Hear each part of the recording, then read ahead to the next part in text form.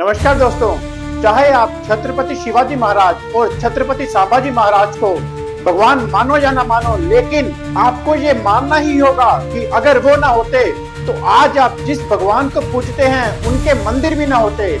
ये कहानी है एक ऐसे शेर की जिसने औरंगजेब की सल्तनत को हिला दिया था। संभाजी महाराज वो नाम है जो दुश्मनों के लिए काल था और अपने धर्म के लिए ढाल।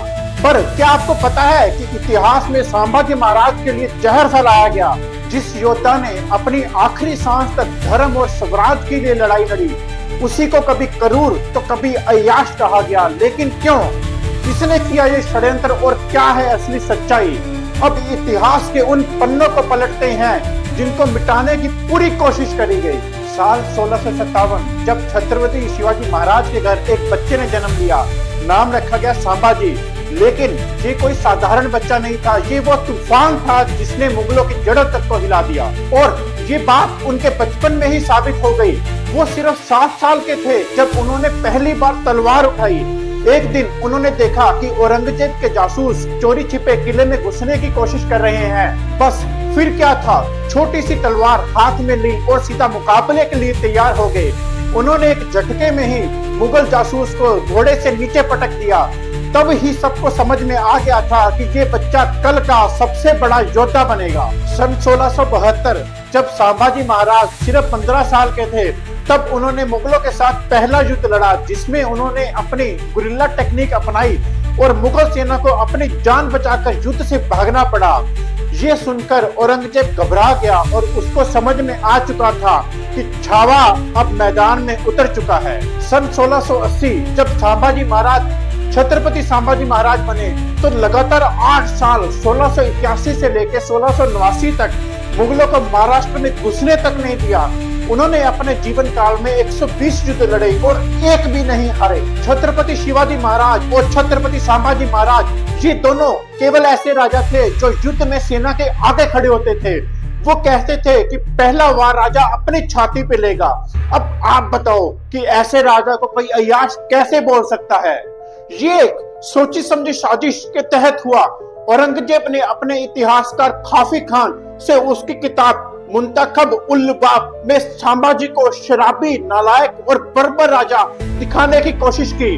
पुत्र ने कुटिल आचरण अपनाते हुए विभिन्न जातियों की महिलाओं का अपमान किया, जबकि उसका पिता लूटपाट तो करता था, परंतु औरंगाबाद व बुरहानपुर पर आक्रमण से बचता था। उसने बुद्धिमानी से सलाहकारों को रोका, यह कहते हुए कि ऐसा करने से औरंगजेब की प्रतिष्ठा आहत होगी और संघर्ष की अज्ञात परिणति सामने आएगी। 1689 में औरंगजेब ने धोखे से संभाजी महाराज को बंदी बना लिया। इसके बाद जो हुआ वह इतिहास में सबसे क्रूरतम घटनाओं में से एक था। 40 दिनों तक लगातार गर्म सरिये से आंखें जलाई गई, नाखून उखाड़े गए, उंगलियां तोड़ी गई, जीभ काटी गई, जख्मों पर नमक लगाया गया, पर संभाजी महाराज झुके नहीं, टूटे नहीं। औरंगजेब चाहता था कि वो इस्लाम कबूल कर ले, लेकिन संभाजी महाराज ने कहा, कट जाऊंगा पर धर्म नहीं छोड़ूंगा। जब औरंगजेब ने देखा कि ये शेर झुकेगा नहीं, टूटेगा नहीं, तो गुस्से में उनका सिर काटने का हुक्म दे दिया। और ये साजिश यही खत्म नहीं हुई। जब अंग्रेज आए तो उन्होंने भी इस झूठ को आगे बढ़ाया। ब्रिटिश इतिहासकार हेनरी एलियट और जॉन डॉसन ने अपनी किताब the history of India as told by its own historians में भी वही लिखा कि संभाजी महाराज अय्याश थे। आखिर क्यों किया गया ऐसा?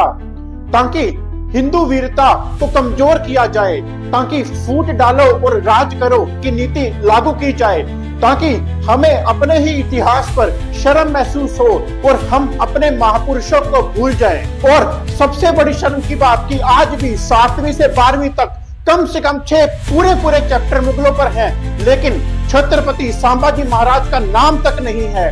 Class 7 chapter number 4 Mughal empire, class 12 chapter number 9 king and chronicles. जिन मुगलों ने इस धरती को लूटा, मंदिर तोड़े, लाखों हिंदुओं का कत्लेआम किया, उन्हें महान बताया जाता है। ये हमें इतिहास में क्या पढ़ाया जा रहा है? बाबर, हुमायूं, अकबर, जहांगीर, शाहजहां, औरंगजेब के ऊपर पूरे चैप्टर।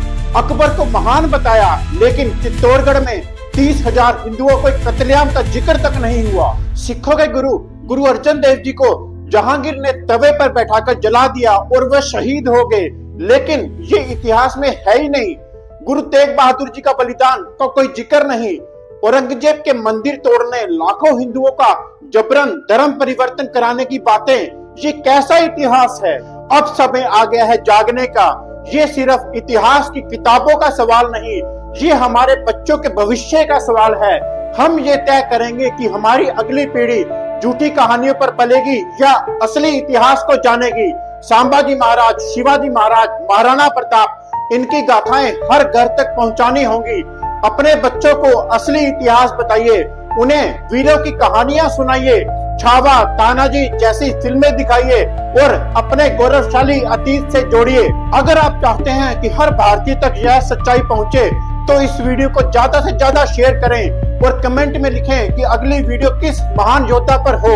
संभाजी महाराज सिर्फ एक नाम नहीं, एक आग है और इस आग को जलाए रखना हमारी जिम्मेदारी है। जय भवानी, जय छत्रपति शिवाजी, जय छत्रपति संभाजी।